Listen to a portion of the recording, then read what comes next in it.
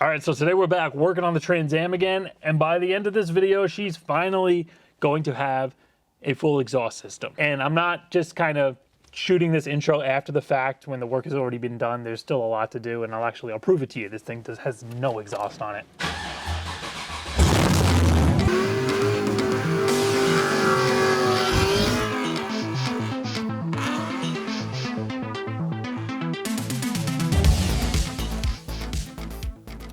Jesus. So as always, if you're new here, click the link at the top of the screen. That's going to bring you to my Trans Am playlist. You can get all caught up, and everything I'm doing here, it's going to make a lot more sense.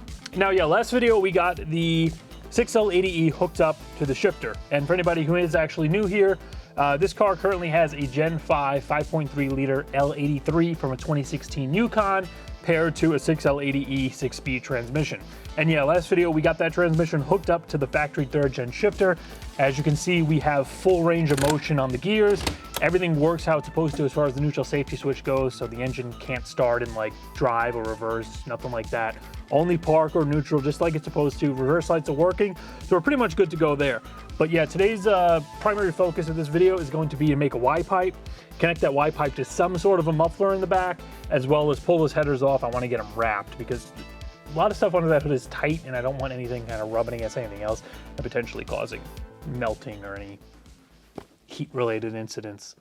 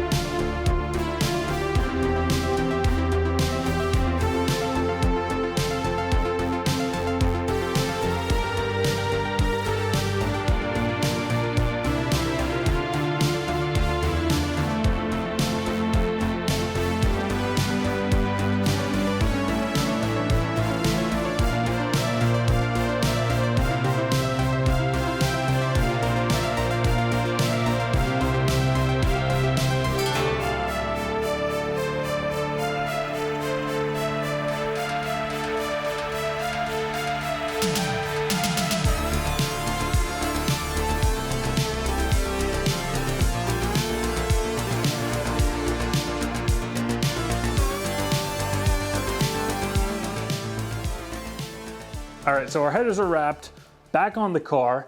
One thing I do want to mention, I didn't use the clamps that come with the header wrap. It comes with these stupid things. First of all, I don't have the tool. Second of all, these seem like they're just gonna come loose eventually with the heat cycles and kind of fall down the headers. So I decided just to say, screw these things. I used some mechanics wire. I put 2 pieces on each pipe and just tied that up real good, and hopefully it holds up better than those clamps would have. But my plan now is to head towards the back of the car. I want to get some kind of a muffler hung up there, a pipe going over the axle. I have some leftover stuff from my Camaro that I'm probably going to use.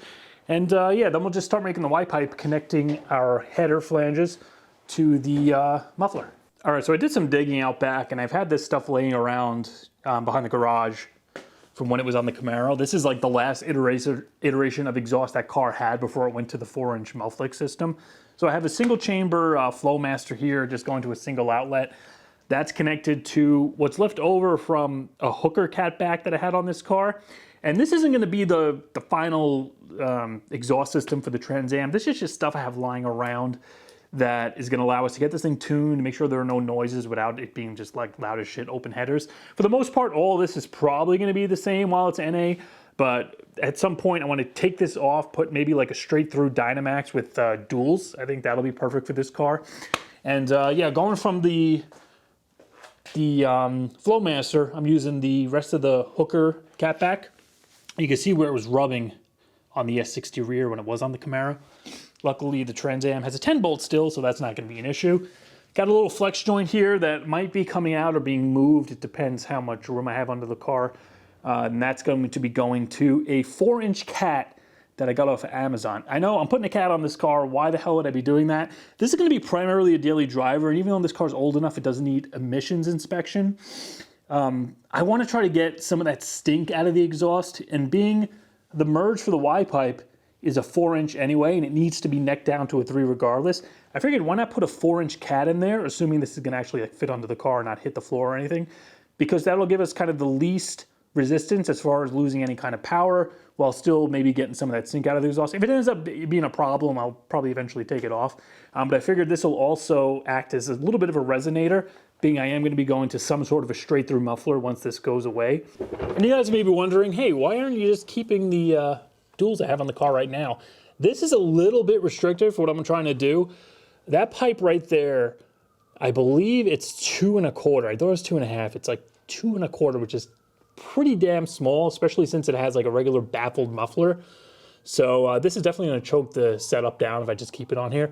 So right now we're going to pull this off, put the Flowmaster on here, see if we can get that pipe going over the axle without having to jack the car off of the stands, and then from there we can start building the Wideband.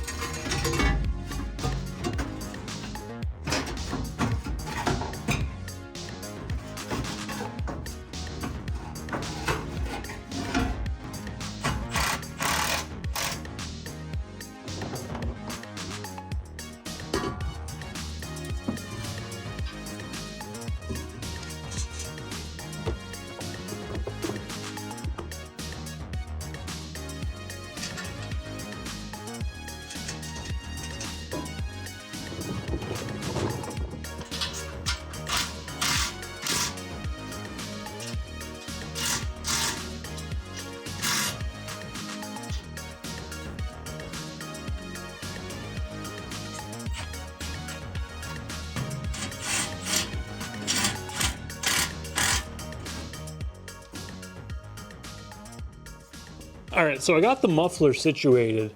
It took me a few tries because I didn't remember exactly how I had this mounted on my Camaro. I had to switch the hangers around. So one's in the backwards position, the other one's in the forward position. So now I have plenty of room to clear the floorboard, but because before that pipe was exiting right near that hump and there was no room to do anything, like put a cat or anything on there. So we have some room to play with here now that we're kind of away from that hump. Pretty much want this cat, the only place it can really go is right here in that opening in the body, like where the hump for the back seats are. So I want to get that in there. I might have to cut that back a little bit just to center this in there. But pretty much we're good back here. Like, I'm gonna leave the jack stand under there because that's gonna get supported once we connect the cat and mate the Wideband to it. Plenty of room going around the axle. Like, this isn't gonna rub on the axle or the gas tank or nothing. It's pretty much exactly the way it was sitting when it was in my Camaro. So let's hop up front. We'll start making a Wideband, and then we'll make this connection at the back with the cat.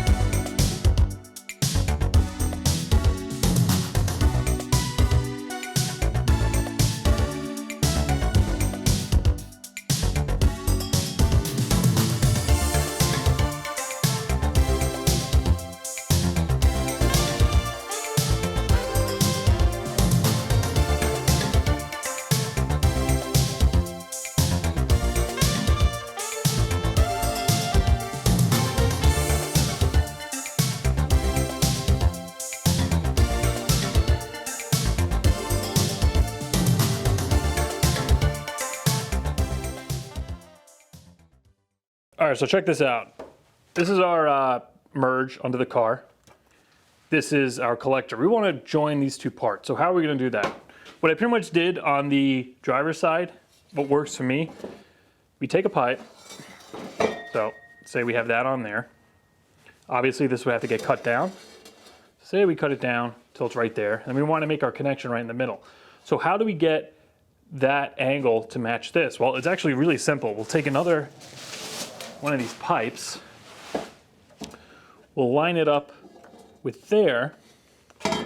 We got to pull this out a little bit.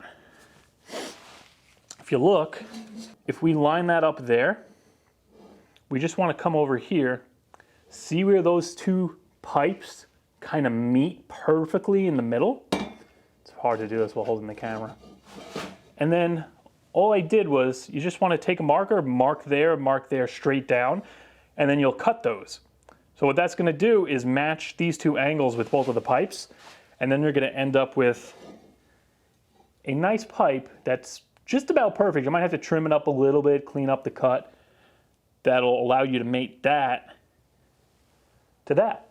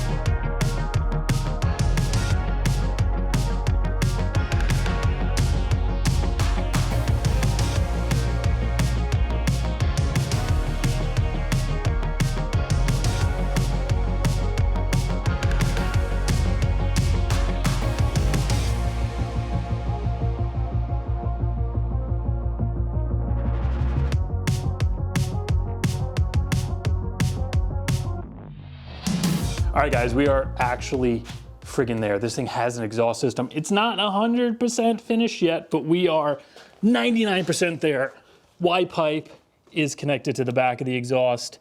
We have a muffler. I still need to pull this down. I'm gonna pull the widepipe down one more time, and I wanna paint it, and I gotta finish welding the cat here and welding the V-band connection all around there. But other than that, I mean, she is there. And yeah, I decided to just MIG weld this. I didn't feel like learning to TIG right now, especially since there were a lot of joints I had to cover. And I'm much better with a MIG than a TIG. So I am going to just scuff this up, paint it with some exhaust paint. I might do silver just so I could see any little pinholes that might be leaking. But I think I got everything pretty good. And yeah, right now we're gonna start this up, see what she sounds like for the first time, kind of let the oily coating BS kind of burn off, and then I'll pull it down one last time, finish up the welding, give her a paint, slap it back on, and the exhaust part of this project will be done. First, we gotta give her some power. I'll crack the door too. Give you guys front row seats to the back of the car. Gotta make sure I leave my mic behind. Here goes nothing.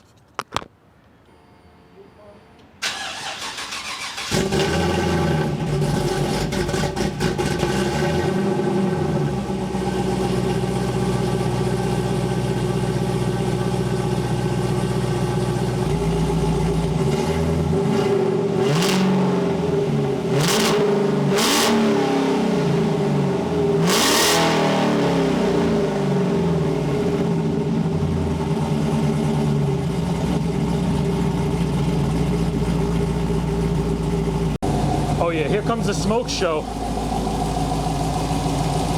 Yeah, we gotta wait for all that crap to burn off.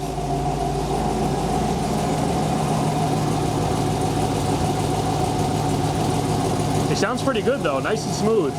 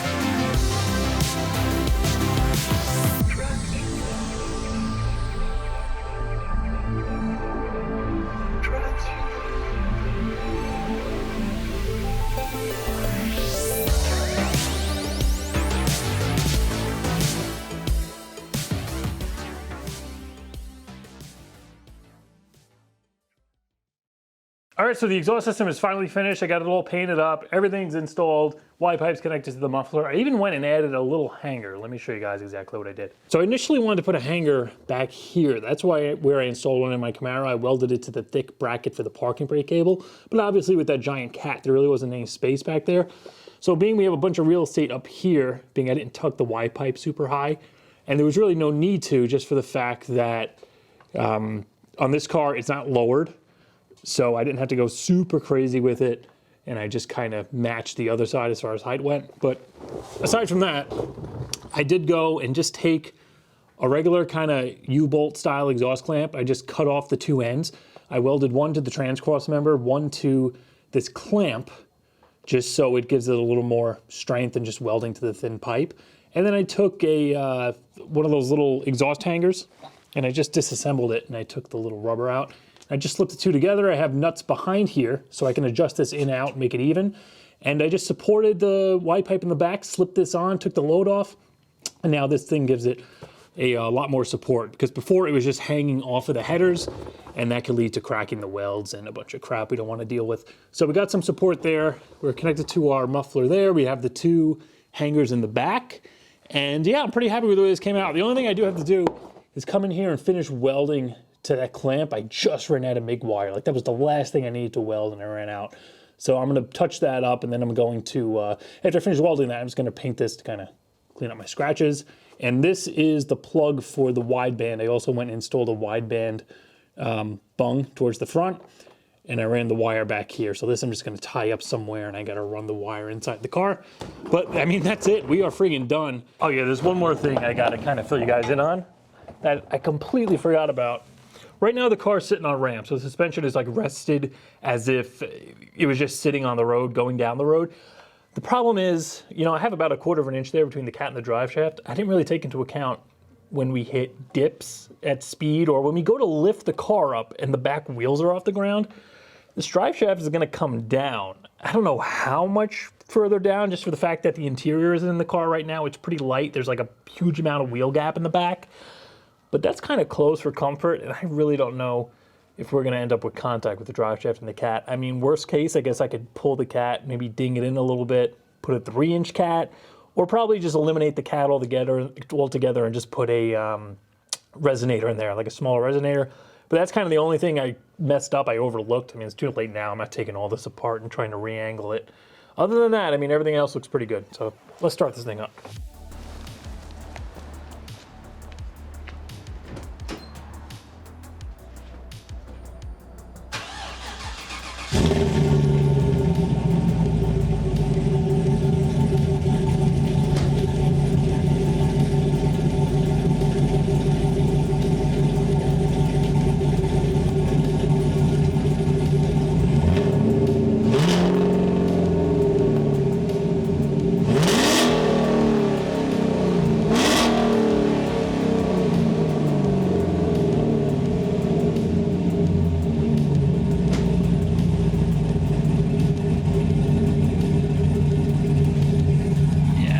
Tune. The throttle's a little slow to come down.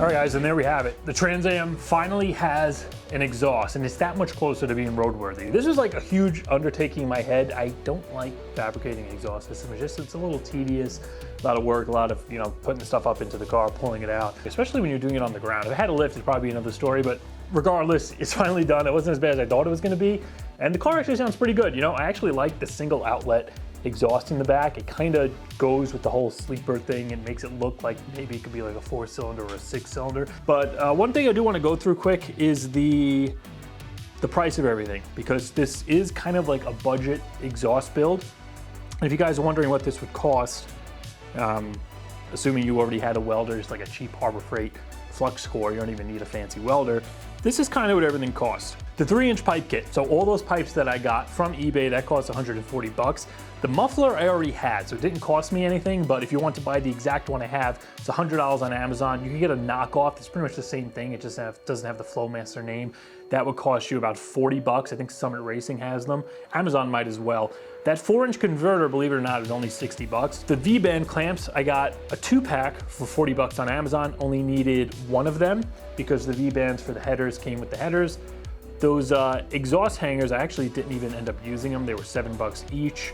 And then the turndown, which I already had, was 30 bucks. You could get that on Amazon, just the turndown that's on the single outlet. All in all, total cost, if you're gonna buy everything, didn't have anything on hand, it would cost you 357 bucks. My cost, being I had a bunch of stuff, cost 207 bucks. And the way it's set up, once I do eventually get this painted and have it looking nice, I might go ahead, take that single pipe down, put a straight through muffler and like 2 nice pipes out the back and make it look a little better. But for now, exhaust is done. One step closer to getting this thing on the road. Next episode, we are going to kind of mess around with the engine, finish some stuff up, maybe bleed the brakes, possibly take it on a test drive. I don't know, we'll see.